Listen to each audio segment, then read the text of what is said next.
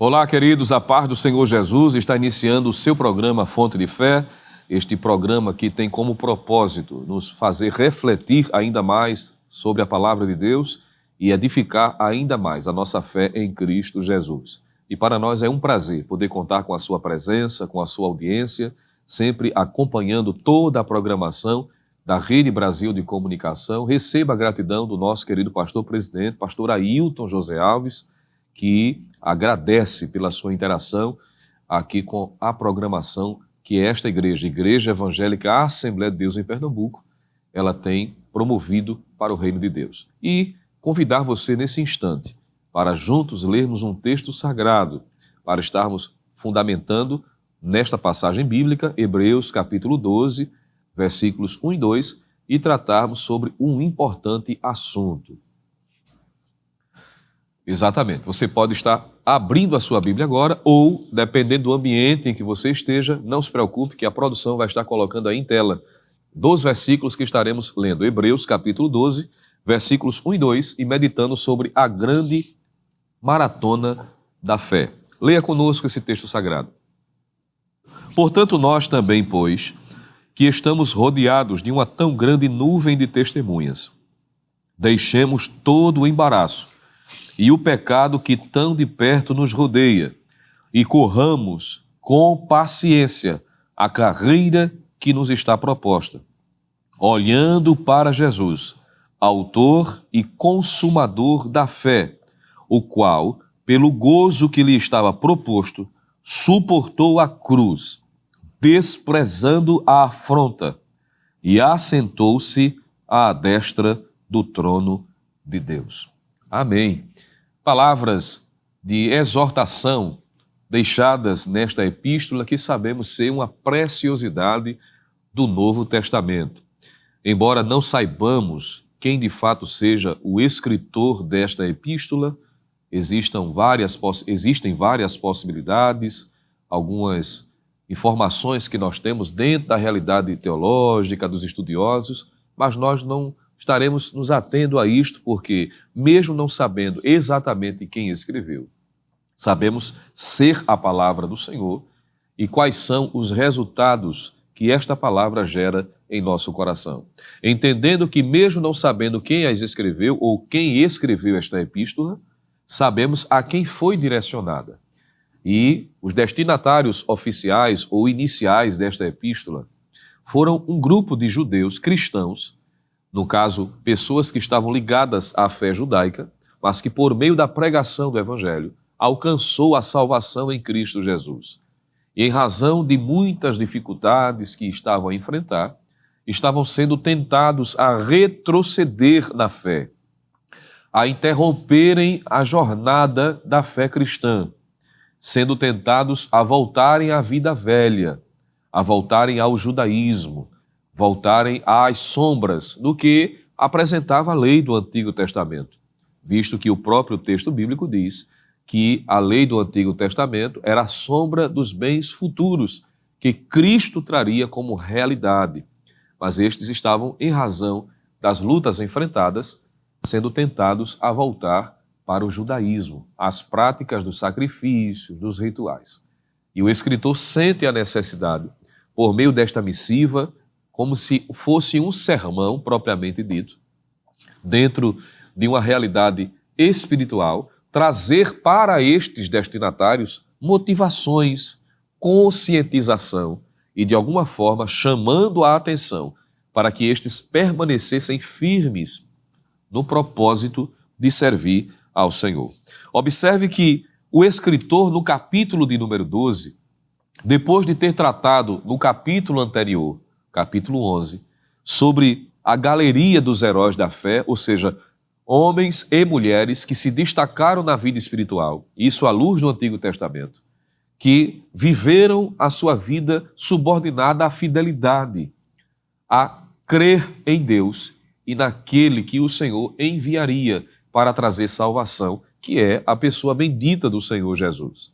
E vai encontrar nesta passagem afirmações da importância de permanecer na fé em Cristo Jesus. A proposta do escritor é esta.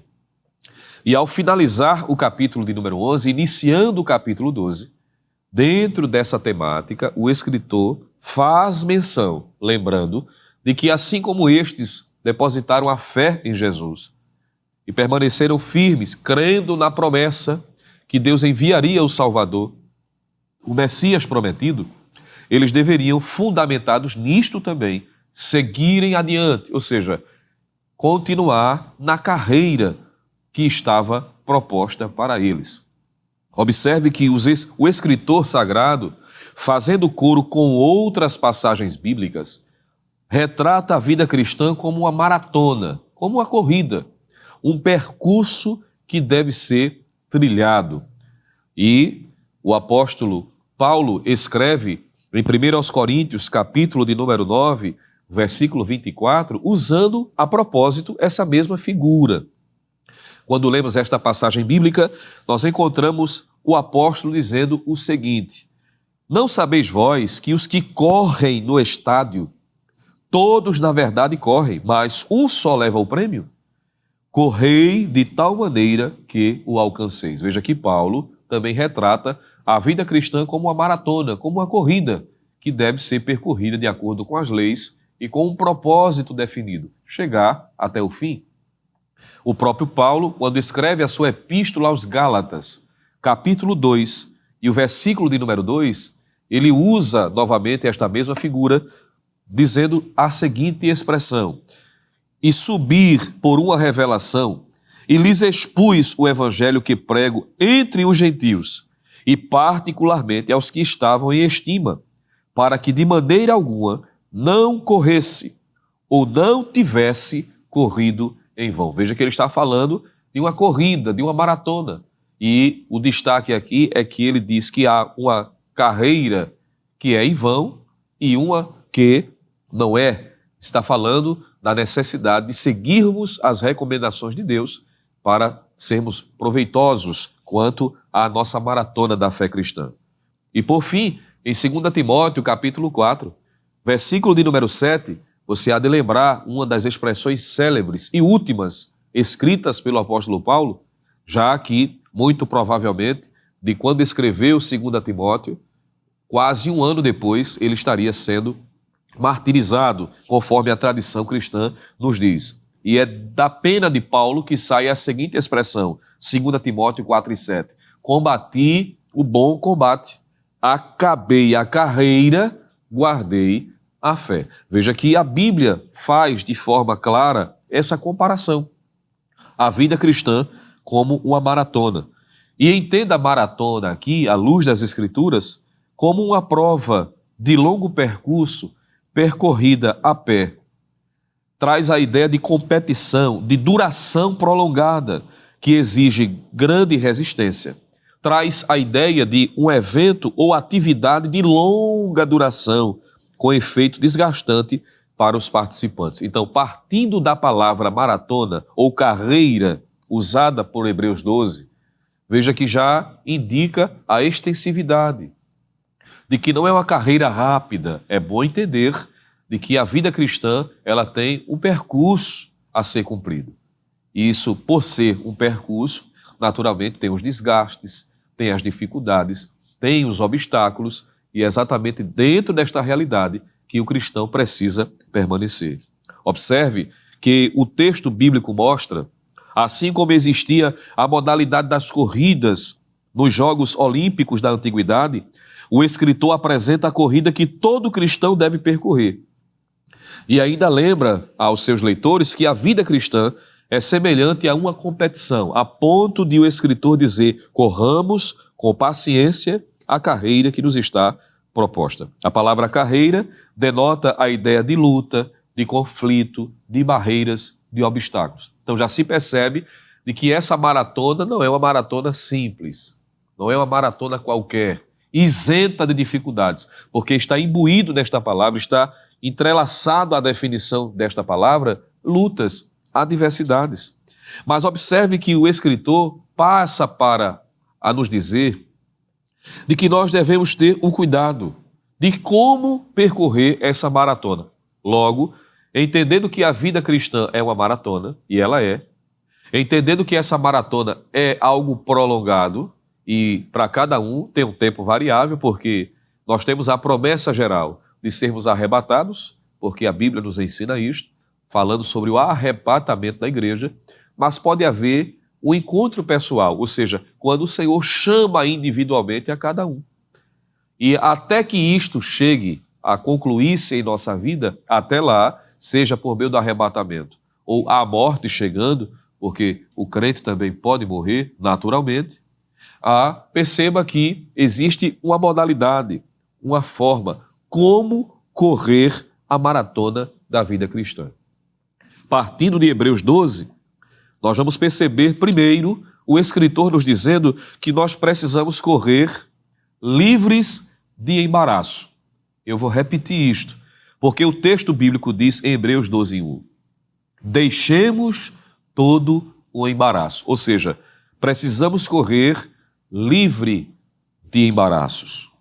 Não podemos imaginar a ideia de um maratonista em plena competição com uma mochila pesada nas costas. Veja, isso é incoerente. Por isso o autor desta carta exorta aos cristãos que se desvencilhem de todo o peso que possa impedi-los de correr. A propósito, a palavra peso indica volume, indica massa. E para termos uma boa corrida cristã, precisamos nos livrar de tudo aquilo que dificulta a nossa jornada, a nossa trajetória. É preciso remover tudo aquilo que nos impede de correr a carreira cristã. E há muitas coisas que podem ser boas em si mesmas, mas que trazem um estorvo, uma dificuldade, um obstáculo para o competidor na carreira cristã. São pesos que devem ser deixados de lado. Ninguém que milita, disse Paulo em 2 Timóteo 2:4, se embaraça com negócios desta vida, a fim de agradar aquele que o alistou para a guerra. Veja que o texto é claro em dizer, que está falando de embaraço. E é importante destacar que embaraço não é necessariamente o pecado, porque na mesma frase há uma distinção. A palavra embaraço e o pecado, veja que esta expressão e o pecado é uma expressão aditiva e significa dizer de que embaraço é uma coisa e o pecado propriamente dito é outra realidade, ainda que uma coisa pode levar a outra, e eu vou explicar. Observe que embaraço é tudo aquilo que, por sua natureza, não é pecado, entendamos. São coisas que, do ponto de vista humano, podem ser desfrutados, mas devem ser desfrutados com um equilíbrio. Daí o princípio da conveniência. Paulo vai dizer que tudo é lícito, mas nem tudo convém. Há coisas que não são imorais. Elas não são ilegítimas, no sentido jurídico. Não existe uma imoralidade, mas, apesar disto, tem coisas que não são convenientes a um cristão, que tem como propósito cumprir a sua trajetória até o final. Então, há coisas dentro da esfera humana que podem servir de embaraço. Eu vou dar um exemplo prático, não me ignore se estou sendo pitoresco, se estou sendo simples na minha afirmativa, mas para que nós entendamos a abrangência que esta expressão alude em relação à nossa vida cristã.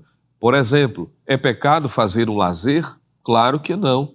A família se reunir para fazer uma viagem, para aproveitar um ambiente natural, nada disso é errado, contanto que seja feito com prudência, da forma correta, com as pessoas adequadas, naturalmente, e da maneira que se o nome do Senhor seja glorificado. Mas imaginemos uma família que deixa de estar, me permita, no ambiente de igreja, recebendo o ensinamento da palavra, deixando de estar nos cultos regulares, escola dominical, oração, culto de doutrina, podendo estar lá, mas não estando porque para cada responsabilidade que se há na igreja ou uma agenda local da congregação, sempre tem um momento de lazer. E estes momentos de lazer são multiplicados a ponto de tirar a família do ambiente de serviço ao reino de Deus. Eu pergunto, fazer um lazer é pecado? Claro que não. Mas, se não for utilizado com equilíbrio, com prudência, veja,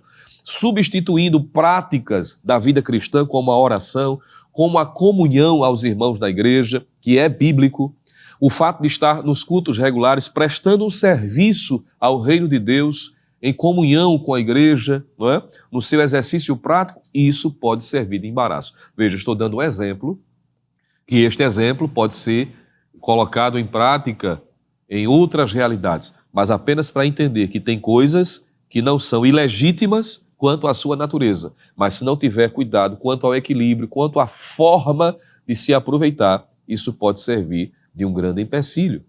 Eu conheci uma pessoa, me permita dizer, atendendo uma das escalas do nosso pastor presidente para um determinado lugar, e ao final, eu já estava na época servindo como diácono, como ainda continuo servindo, independente da função eclesiástica, mas nunca deixamos de ser diáconos, não é? Servindo.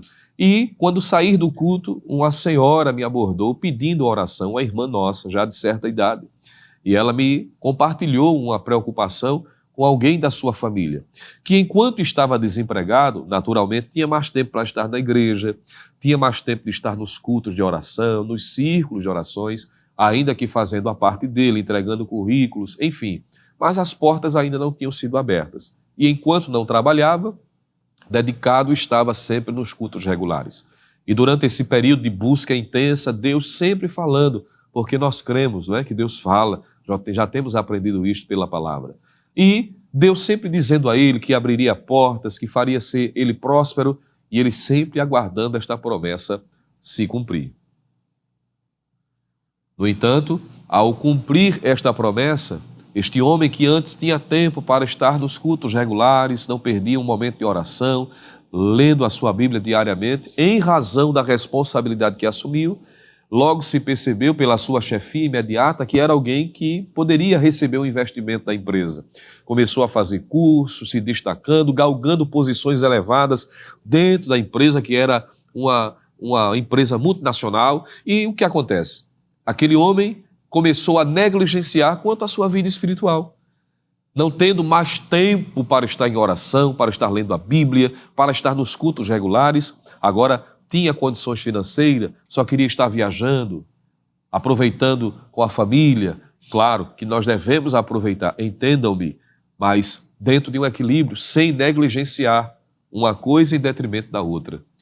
Resumindo a história, este homem, apenas se dedicando às questões materiais, esqueceu que a vida ela é regida pela vida espiritual. O material está subordinado ao espiritual. Foi Jesus que ensinou. Ele disse, buscai primeiro o reino de Deus e a sua justiça, e as demais coisas serão acrescentadas. E, com lágrimas nos olhos, aquela senhora me contava que, em razão da fragilidade espiritual, aquele homem começou a ser perturbado por sentimentos negativos, uma perturbação espiritual, em que perdeu o sono, perdeu a sensibilidade com a esposa, com a filha recém-nascida, em que foi necessário haver uma intervenção por parte desta senhora que compartilhava essa experiência para levá-los à sua residência, para dar uma assistência necessária à sua filha e à sua neta, porque este homem negligenciou. E enquanto estávamos conversando com ela, ele chegou para levá-la à sua casa. E quando tive a oportunidade de conversar com ele, ele com um semblante abatido, aquele semblante entenebrecido de alguém que estava de fato sendo perturbado por ações espirituais.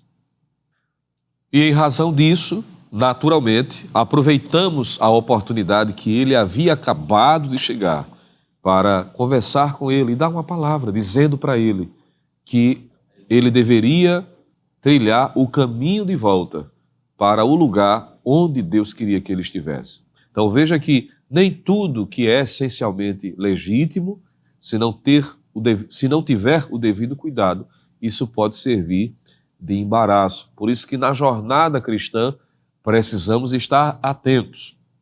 Tudo aquilo que, ainda que por natureza não seja pecado, mas tem que ser tratado com prudência, porque tudo pode ser lícito, mas nem tudo convém.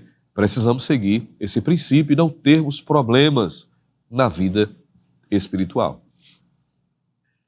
Notem que na antiga Grécia, havia uma modalidade em que era permitido escravos participarem de uma corrida. Escravos correndo ao lado de pessoas livres. em competições denominadas já naquela época de competições olímpicas. O que é curioso é que haviam sido criadas leis especiais que asseguravam ao escravo a possibilidade de liberdade se este alcançasse o prêmio, se fosse vencedor. A coroa da vitória era posta na sua cabeça e automaticamente aquele escravo recebia para sempre a sua liberdade. Era uma oportunidade dele receber a euforia, não é? Para que ele pudesse ser livre.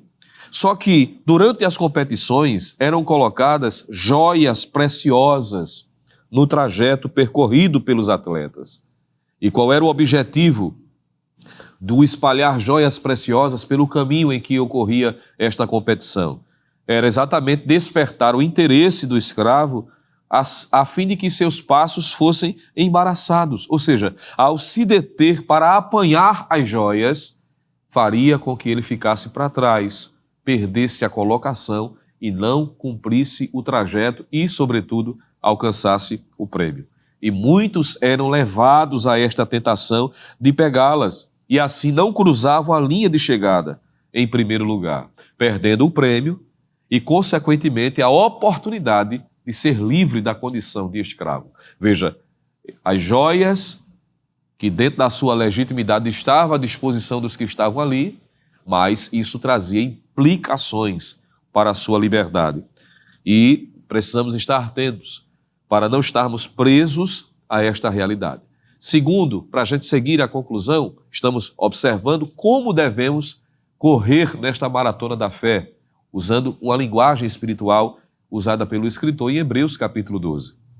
Primeiro, livres de embaraço. Segundo, devemos correr com perseverança, porque o texto diz assim, Hebreus 12:1, deixemos todo o embaraço e o pecado que tão perto nos rodeia e corramos com paciência a carreira que nos está proposta. Em qualquer competição, o começo é importante, mas o fim é crucial. Talvez alguém no início não tenha tido o início tão proveitoso, mas se do meio para o fim ele consegue, não é, estruturar-se, colocar-se numa condição que a corrida exige, então tudo certo. O problema é que há algumas pessoas que começam até bem na carreira, mas do meio para o fim se atrapalham, se embaraçam, são atraídos, são engodados, são presos ao pecado que impede na caminhada espiritual. É possível que você, na medida em que eu estou aqui meditando a este respeito, você conheça pessoas que começaram tão bem, caminhando com você, fazendo parte de um grupo, de um departamento da igreja, mas em razão dos prazeres desta vida, se deixaram levar, perderam o objetivo de chegar até o fim. E o vencedor é aquele que não só começa bem, mas que permanece até o fim. Por isso que a recomendação, entre outras que a Bíblia nos traz, é: tu, porém, vai até o fim. E você não foi chamado para ficar no meio do caminho. Você foi chamado por Deus para trilhar esta jornada debaixo da bênção do Senhor. E ainda que Satanás levante-se e mostre a sua carranca para querer lhe intimidar, maior é o que está com você do que o que está no mundo. De modo que, se neste momento esta mensagem esteja alcançando ao coração de alguém que, em razão dos prazeres deste mundo, perdeu o foco, que deve se olhar firmemente para o Senhor Jesus, conforme Hebreus 12:2. Se isto lhe levou a estar fora da vontade do Senhor, você tirou o foco de Cristo e direcionou para outras coisas, é a hora de voltar. E se você deseja retomar esta jornada cristã, é uma ótima oportunidade de fazer isto agora. E estaremos orando por você, crendo que o Senhor é poderoso para lhe ajudar, lhe sustentar com as mãos poderosas, para você e eu chegarmos até o fim. E o desejo de Deus e o desejo desta igreja é que juntos estejamos servindo ao Senhor, concluindo a carreira que nos está proposta. Curve sua cabeça, dobre os seus joelhos se puder, dependendo do ambiente onde você esteja. Se você tiver esta liberdade, vamos orar agora, apresentando também os que estão retornando para a presença do Senhor. Pai bendito, Deus de poder, nós te louvamos por tua graça, pela tua palavra, que de forma tão direta, Senhor, tem falado conosco da necessidade de seguirmos firmes no propósito de te agradar, não permitindo que as coisas deste mundo, que os prazeres momentâneos, ainda que coisas legítimas, mas que podem trazer prejuízos para a nossa vida espiritual, isso nunca possa, Senhor, nos sufocar a ponto de tirar os nossos olhos de ti, que és o autor e consumador da fé. Ajuda a tua igreja, a cada um dos teus servos, a todos que estão aqui no território pernambucano, brasileiro, além das fronteiras, alcançados pela Rede Brasil de Comunicação. Ao nosso querido irmão ou irmã que estava afastada, mas que está retornando para a tua presença. Recebe-o, Senhor. Ajuda-o para que permaneça firme te servindo com alegria. Até aquele dia em que estaremos contigo na eternidade, recebendo a coroa, o grande galardão, e ouvirmos de ti que valeu a pena. Continua abençoando, é o que nós estamos te pedindo, em nome de Jesus. Amém. Meus irmãos, nós estamos concluindo mais um Fonte de Fé, mas lembrando que a Rede Brasil de Comunicação segue com a sua programação maravilhosa, em que você continuará sendo abençoado através da palavra de Deus. Mas lhe convidamos para estar conosco mais uma vez, se Deus permitir, no Fonte de Fé. Que a graça do nosso Senhor e Salvador Jesus Cristo, o amor de Deus, o nosso eterno Pai, a comunhão e as divinas consolações do Santo Espírito permaneça sobre você e toda a sua família, agora e para sempre. Amém.